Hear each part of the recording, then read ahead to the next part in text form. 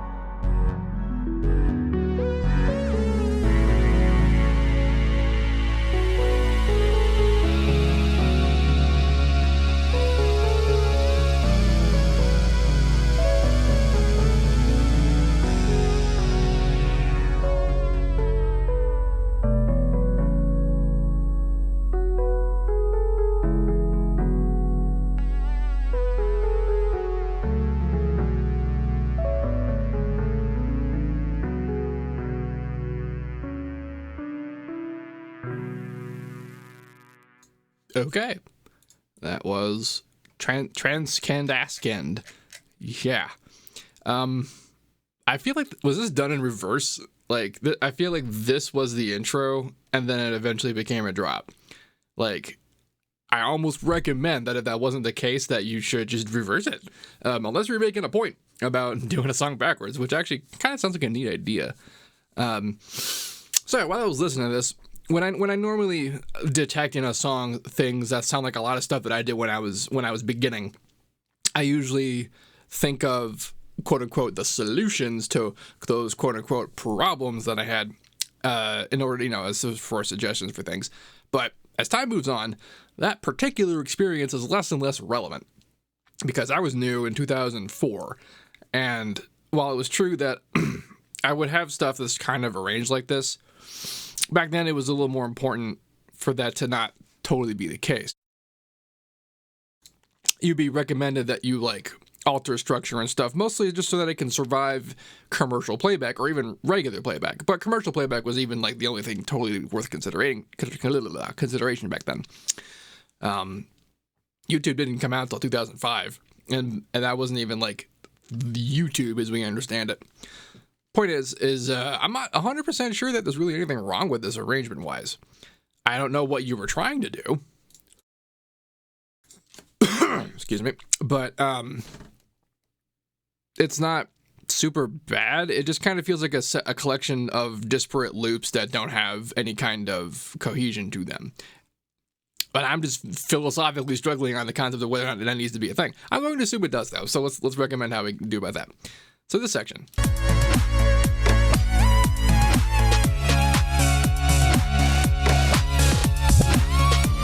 and then like this section.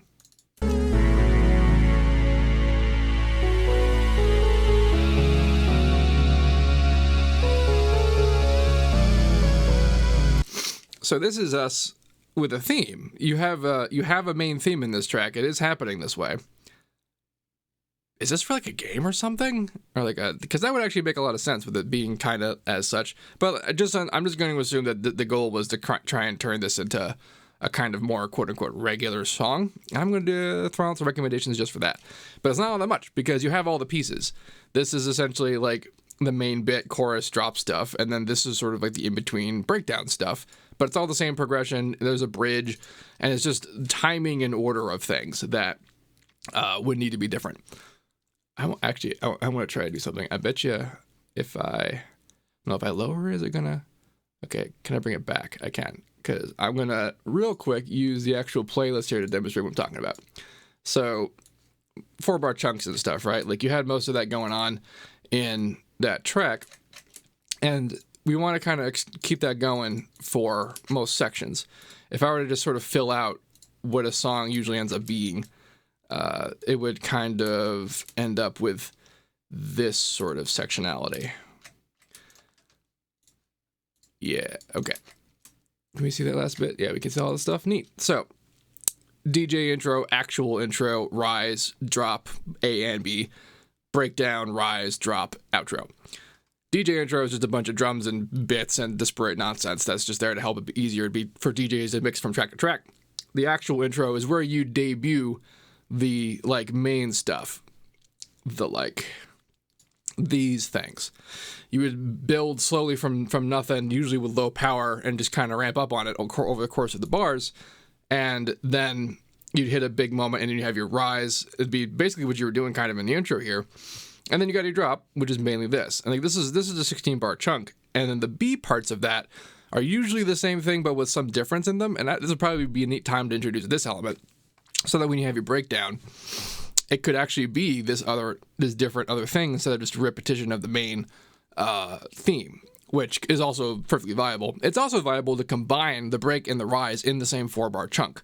It's also viable for the drops to only be 8-bar chunks and have the 16 AB bits just be 16 bars. A bar being one of these, if that's unclear.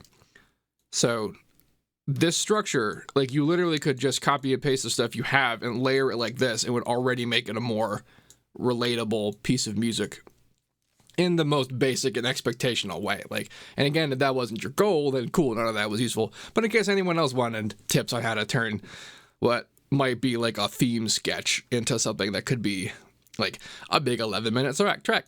Like this is sort of what like the 6-minute track looks like.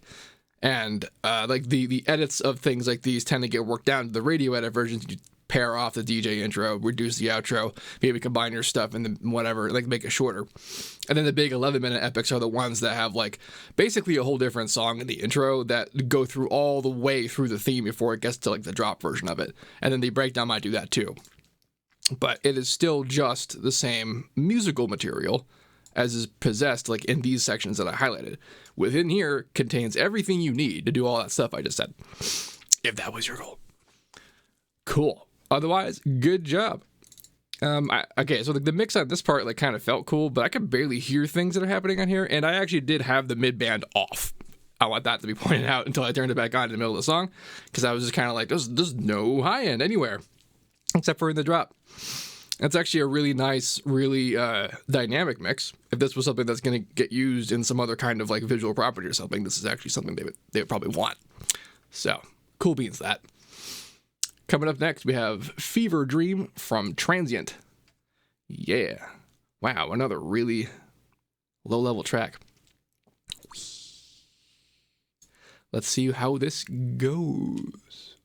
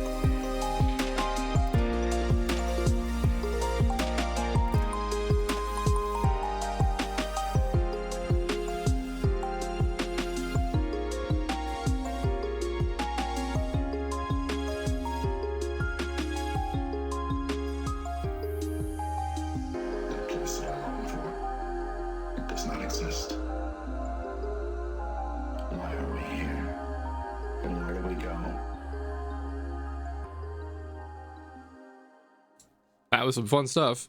Really, really quiet. And I gotta wonder why. But my assumption here is that this is like some old advice stuff. The old advice being that you should work at low levels at high dynamic range and master up. And honestly, I think that the best practice is the exact opposite. You should be as loud as possible and work down. And there's philosophical considerations about, like, for example, how cool this section sounded. I think the exact timing of all of your side chaining and whatnot, and exactly how good that feels, will not feel that way when you master it. And you're going to end up, a lot of the mastering effort will actually be about saving those kinds of rhythmic realities and sacrificing every other kind of thing you actually want about what a master does to something. Because you don't want to hit it too hard to actually change the stuff. The idea about starting high and coming down is that you actually do want to change the stuff, but you want to bring it down to kind of feel this way. But the philosophical version of that is just that I don't know how hard you wanted to go. I don't know why, if you wanted to feel this way or not. Although I was confused about how the sub is at the loudest moment before the drop, and then it's at its quietest moment, like other than not in the drop, right in the beginning. Not 100% on your plans here, because this does all seem very deliberate. Like, it's all very well put together and tight and timed and, like, fit. It's really pretty, to be perfectly honest. But let's talk about resolution. So in comparison to video stuff, of the details that we have for what we have in, like, sample rate and bit depth and whatever, which part of that would you expect to actually represent resolution? It's actually bit depth. And my favorite visual for this is to actually just use a fruity wave shaper, which exists somewhere. My lists. Wait, where's the gain section? Distortion, wave shaper. I'm blind, is all. Okay. So, bit depth is the description of the number of steps of level. Sample rate is how many times per second a level is sampled, and then bit depth is where that particular level can be. Where's the stairs? Yeah, so bit depth basically looks kind of like this. And the idea is that lower bit depth has less steps. Like the 8-bit and 4-bit ones that sound like distorted trash do that because this is basically happening. The audio is being quantized because instead of having a smooth curve that fits between these sections, it actually can't do that because there's only 2 levels it can be at. The difference in the higher bit depths is basically that they're just so dense, like 24-bit and 32-bit, that you can't detect that there's differences in there. And it sounds great. Like, we've generally been pretty good about this format of audio ever since it was created for CDs. Now, the problem with working this low level, though, is that, like, if this is your bit depth and you work at this much level, then, like, if this is what's happening and then you master it to be full level, this is what you're doing. It is essentially as though you took a 480p image and blew it up to 1080p instead of starting at 4K and working down to 1080p, which is generally how that works. You might be tempted to be like, oh, I want the cleanest, most dynamic, amazing mix and, like, have everything be as low level as possible. But when you do that, you're going to bring up the fact that you were working with less resolution. So in my opinion, the actual best approach here is to work with, like, the highest levels you can and then come down with them essentially the same way you'd work with the highest resolution video you could if you were doing any kind of project, and then down to the deliverable qualities. The thing about 32-bit floating point bit depth, unlike 24-bit, because 24-bit and 16-bit are differences in density, like, 8-bit, 16-bit, 24-bit. 32-bit, however, keeps going at the same density as 24-bit, above 0 dB, everywhere. And by everywhere, I mean, if you redline any of these mixer inserts, you can redline all of them. And if your compression brings it back down below 0 dB at the master, none of those will have distorted information in them. Unless you're using a plugin that actually does cap at 0 dB. Hilariously enough, the wave shaper is one of them. It clips. This is straight up 0 dB. So if you ran a signal that was 32-bit and had like a +6 pump in it, if you ran it through this plugin, it would be clipped. A few other plugins. I'm not actually sure how many plugins in FL do that, or even how many VSTs do that. You got to be careful though, because the whole idea is that like if you have distorted audio and you turn it up or down, you're just making the distortion like the same sound louder or quieter. But if you are not distorted and it's redlining, you'll hear it distort because your playback that you're hearing, your audio interface, your headphones, that's going to be 16-bit or 24-bit. There are 32-bit audio interfaces. I don't know what any of them are. But the idea is that it's not actually distorting. And when you do turn it down after the fact, it will stop distorting and the information will be clean. So if I were to design a track like this, what it would be going on all throughout the track is just everything is just as loud as possible. And with the intention that the mastering is going to have to bring it down. And that also helps a lot of the rhythmic consideration for these things. For like the side chaining and how cool it all fits together and that kind of stuff. At least for the stuff that I do, I hope that's sort of valuable for this approach. Because musically and arrangement-wise, this is all cool as hell. Some strange choices, but you appear to have vision. You appear to have a plan.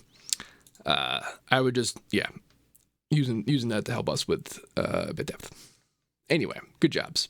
Here comes one of the tracks that I'm not going to pronounce correctly. We have Pere Dolcet. Good lord. Vull, Sortir, Daqui. I don't even know. That could be so many different languages. Okay. I mean, it's not. It's going to be whatever language it is. But relative to me, who knows nothing about languages, I'm really bad at languages. Like, I did 5 years of high school because I was that bad at languages. Okay. But here we go.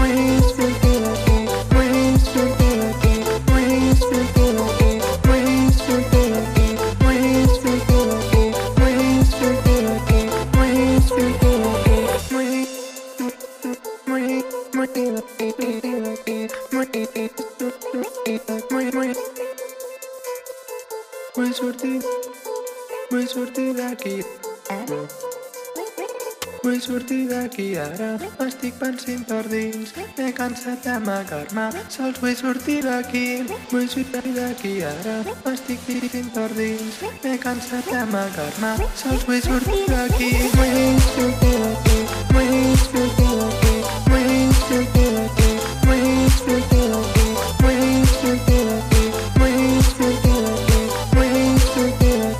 vull sortir d'aquí, vull sortir d'aquí, vull sortir d'aquí.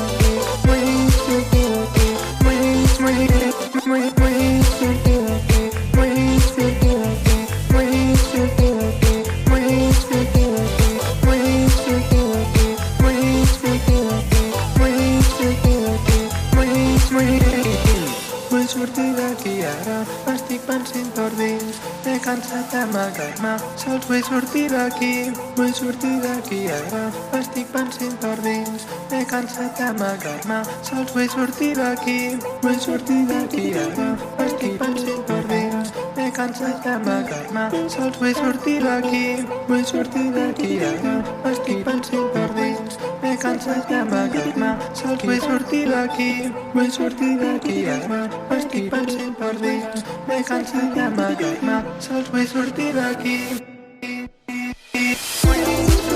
Vull sortir d'aquesta tàpia, vull escapar d'aquest estiu, vull sortir d'aquesta gàbia, vull escapar d'aquest estiu, vull sortir d'aquesta tàpia, vull escapar d'aquest estiu, vull sortir d'aquesta gàbia, vull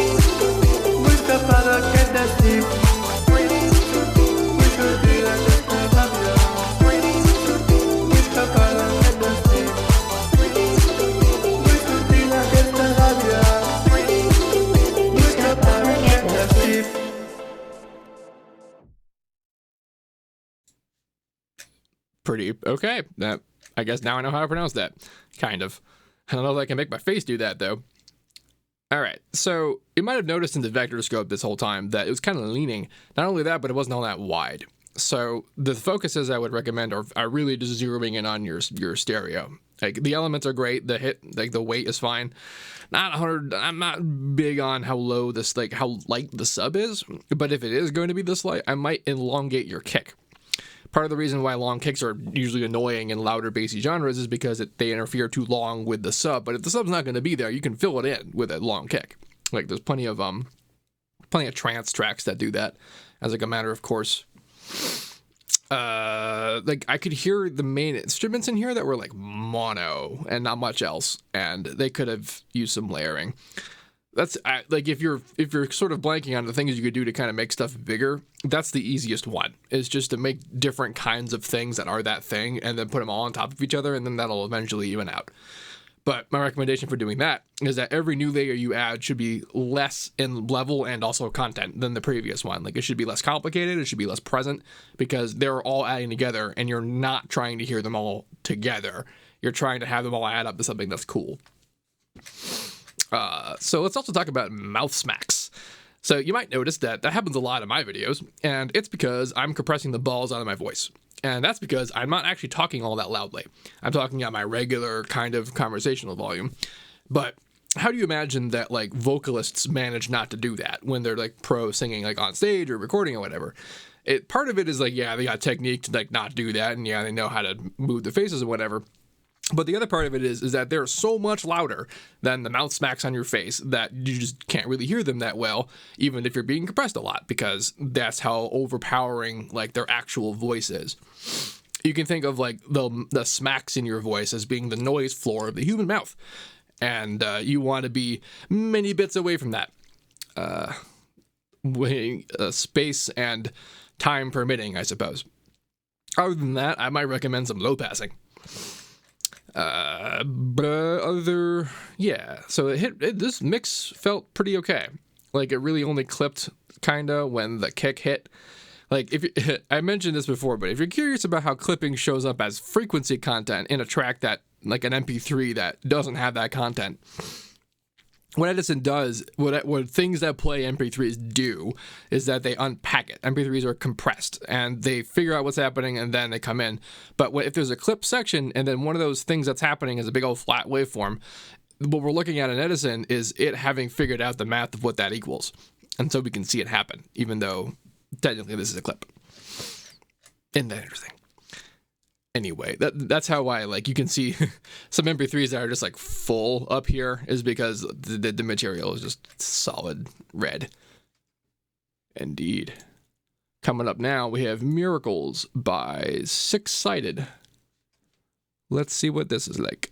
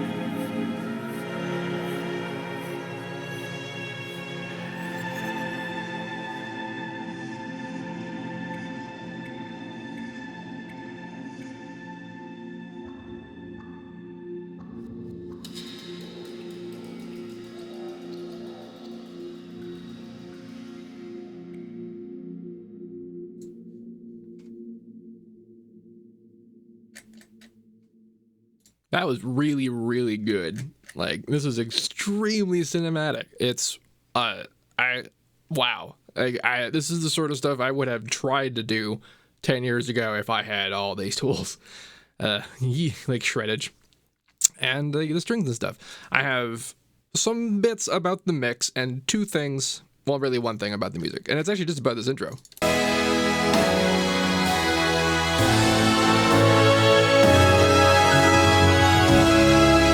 So the only complaint I have about this is that the instruments are all together. Like the different sections of like the strings and brass, they're all doing the same thing.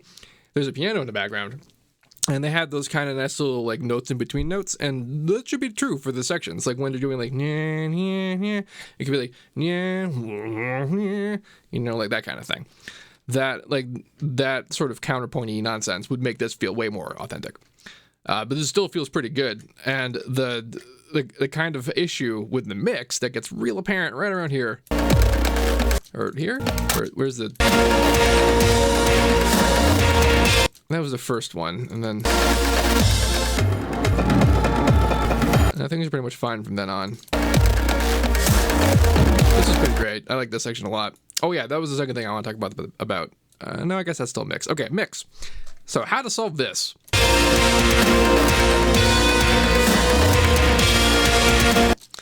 The desire I'm hearing here is for a lot of things to have a lot of power. But what we want is for a lot of things to have a lot of presence. What the hell is the difference? Well, let's look at the pianos for a second. This, I'm not sure this is the way this is mixed the whole time, but that is a lot of power versus presence. And the way that you would make this section not sound so overpowering without actually changing anything about your master would be to essentially go to every one of these instruments and kind of pare down the fundamental tone. So in the piano bits, that'd be like this frequency section. And it was less bassy in the beginning.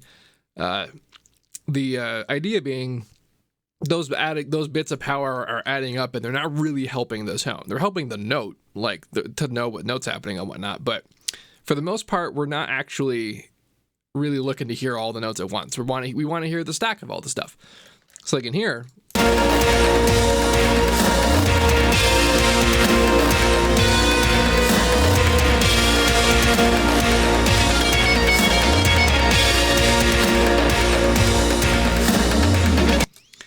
if the main power of these mid-rangey elements was brought down like a dB, it would do that fluttery thing less. It would still do it. And that's kind of the other thing is, I guess that was point two, was the idea that if you're going to do something this delicate, and like by delicate I mean like the material you're using is so everywhere. There's so many expressions and change-ups, and it's just so cool. But if you're going to do that, you have to be super delicate about your master, and you absolutely have to get into essentially eliminating this fluttery feeling, either by not threatening the threshold with too much power or by automating every single parameter to be the right thing at all times, which is what the people who make this sort of stuff for the big stuff actually do. Although they also make it end up not having a lot of sub, and I kind of enjoy how much sub is in this track. So also, up to this section,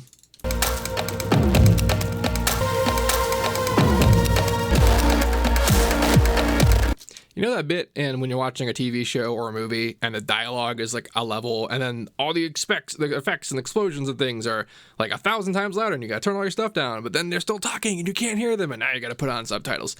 That's a problem with percussion in music sometimes, as being like the effects and explosions, and then the notes and musical elements are kind of like the dialogue. And you want them both to be, audible. Or maybe you don't. Maybe this was just to show off the percussion, because this level of percussion worked when it was in there, and then also when it was like out here.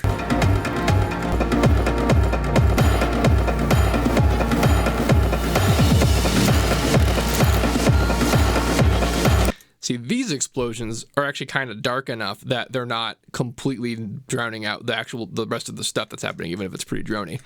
Like, we can feel it. We feel it a lot more acutely than we do over here when we're being blasted away by how high the highs are. I had this problem sometimes listening to some songs in my car where it would, like, how loud the drums were literally hid the song from me. This wasn't that bad in this track, obviously, but that's what happens if you're not too careful about it. So yeah, I would reduce power on some fundamental tones on various individual instruments, especially the orchestra stuff, because like stuff still sounds pretty good if it's more like background. It doesn't need to be so in your face. If it's gonna be that in your face,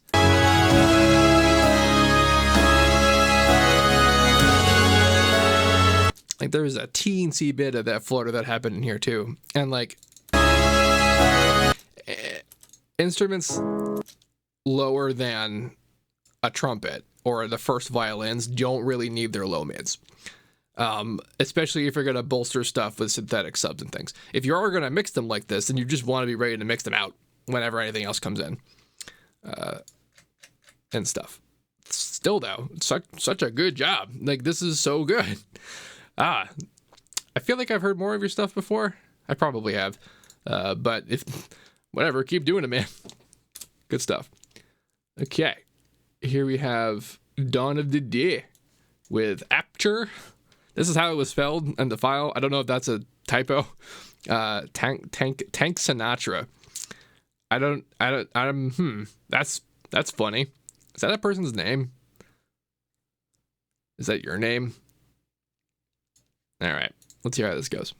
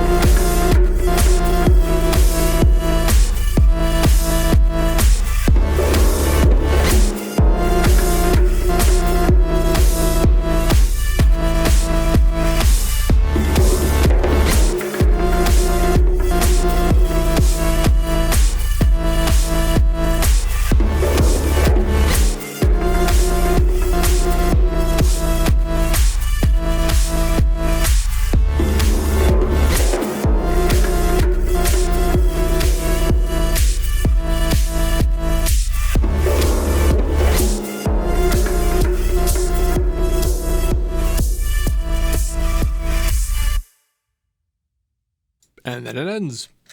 Wow. So major Split the Atom vibes with that noisier track and album. Also, it kind of sounds a little bit like if Aphex Twin made electro. I love this track. Like, this is such a cool groove. And like the fills and the timing and the bits.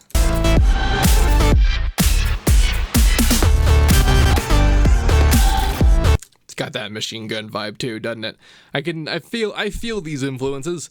I barely have anything to say about this mix. Like, it's loud and junky, but like it sounds good. Everything about this is good. I have no idea if this was your intention, or like if you hate this or not, but like I love this. I'm a little weirded out by like this drone thing that kind of happened for a while. Sounds like someone's rolling an oil can down a hallway, and then you just kind of put that in your snare range. It's fine, I suppose. If that's your, it's kind of stood out is all. Not like it terribly threatened the value of this track though. Like it hit right. It's got fun music to it and motion. Like A plus. Good job. Dawn of the Day and or Tanks. What is the name of this song and what is your name? Also, new rule: if you're one of the people who are in the videos of the tracks that I'm showing off, you get to put a comment with a link to your stuff in here in the comments, because I never know what someone wants to have their link, like what their links are and that kind of thing. But I also don't want everyone else in the universe spamming all their things. So literally, only the people who get their stuff shown off in this video are allowed to link to their own stuff, so that people who want to find more of these things can find them. And I'm saying this because whoever this is should link to more of their stuff, and y'all should go find more what it's like, because this is cool. Coming up next, we have Lookin For You feat. Anna Z by BassApex. BassApex Legends. I play that game. Here we go.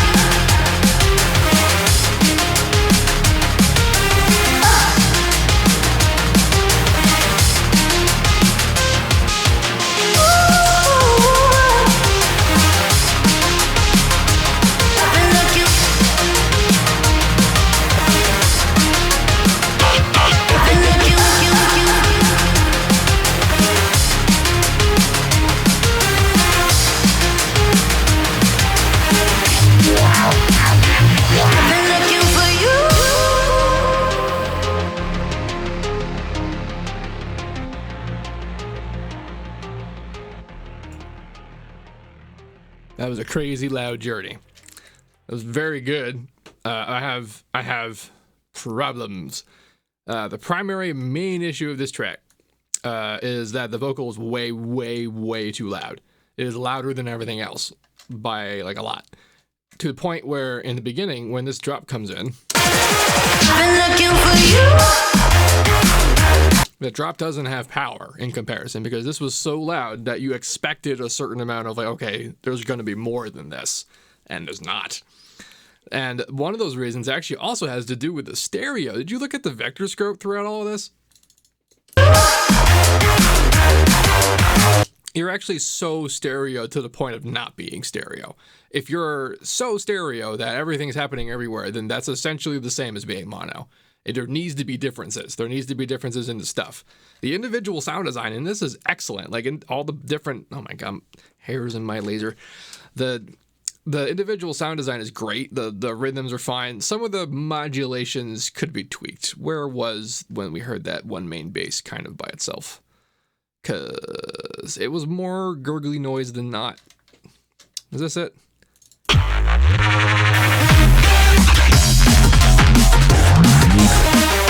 Also, this definitely had like multiple song ISIS, multiple songitude. Lots of, damn it, now I can't find that one part. Was it later on? Honestly, it's hard to parse because so much happened in this song. Like, it's so full. And like, I'm not recommending that it not be this way. Just that some things are considered a bit. Where?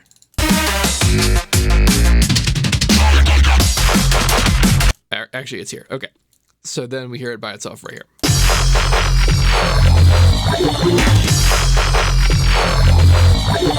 When it's by itself like that, and we can hear the tone of the bass perfectly, this section, this little phrase feels great. But when it's in the play, in particular, it's basically noise. There's barely, it's really hard to tell what note it's happening there. Which wouldn't be too bad, except that it's like the one phrase that's happening the whole time. And then these guys come up and it's like, the spectral contrast between stuff is so huge that like it actually highlights how lacking a thing is when it comes back. What I'd recommend for most of these sections like this that are lacking in that way, just layering some metallic nonsense that's rhythmically the same. Just something that goes on top, like just like that. It'll sound like that. Just really not a lot. And the idea is that you want to balance out lower business without really doing anything like to it. Because however it is, it's fine. It's just not stacked the way that everything else around it is. And that's also kind of the power problem. Like, we could kind of plainly see the big hole here, and it also seems pretty clear that that hole is designed to make this fit in it, and it does, because it's so freakishly loud. But if you turned it down and it wasn't that loud, then you wouldn't need that hole to be that big. And then you could have more actual harmonic action happening in here that would help to, A, impart power, and B, help us know what note stuff is. You can layer up an extra harmonic on some subs. It's kind of how I would do that. Not a whole lot else to say about this. I like the style. It's very muzzy, a la Pendulum. It's got really cool, like, a lot more complicated sound design than the old Pendulum stuff, that's for sure. And the style is right. This vocal presence, this vocal's way and written and where it is excellent. It's just too powerful in a literal level sense. And actually, some of the advice I gave about the orchestra instruments to the previous guy actually will apply to voices too. Like, if you treat a voice like it's a violin one, like you can basically mix it that way and still get the right amount of presence and layerage. It's easier with a female vocal for that reason, because it's higher frequency, unless you're recording what's his face from Muse. Anyway, good job overall. That was definitely headbanging. Yeah. All right, you guys. If you have any questions about this, please let me know. Don't forget to like, comment, subscribe, and all that good stuff. And as usual, have a nice day.